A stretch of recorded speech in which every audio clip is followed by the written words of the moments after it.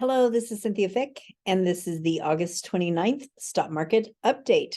Well, as I'm sure you've probably noticed over the last few days, the stock market has been doing a lot better. And so far, as I was saying before, it didn't look like anything but a normal, healthy pullback, and that continues to be the case. We spent the last few weeks adding to certain positions in our portfolios and may continue to do so for those of you who have cash that we've talked about investing previously.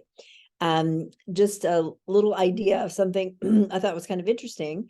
RBC has come out with a very similar chart to the one that I show you, looking at generational cycles that are lasting 16 to 18 years. And they're also saying that the time frame on that would have us going out to about 2034 to 2035. So I just think it's very interesting that they have laid generational cycles on top of the stock market and kind of fallen exactly the same time frames that we have with our long-term secular bull markets. They have the long-term secular bear markets that are kind of down to sideways.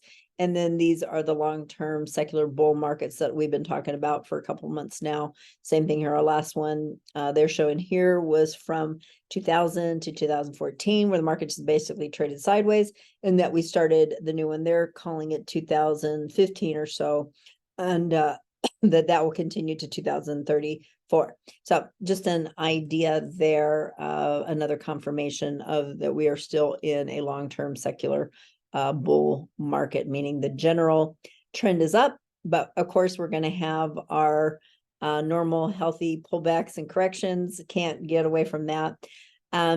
Last week I talked a little bit about productivity, and I imagine we're going to hear more and more about this. Since World War II, our nation's productivity, its workforce has been kind of chugging along at an average of 2.2%.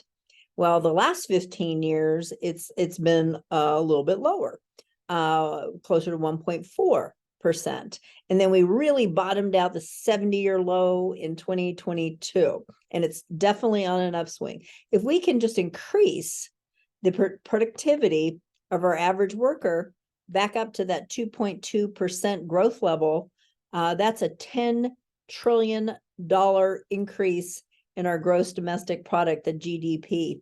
And so those are the kind of things that I think economists and even the Federal Reserve might be focusing on in the next 6 months to come. And big changes. What can help productivity? Things like better technology, artificial intelligence. Do you see there's a theme going on here, and we'll continue to talk more about that over the months to come. So great to see you, and I will be talking to you next Tuesday. Bye-bye.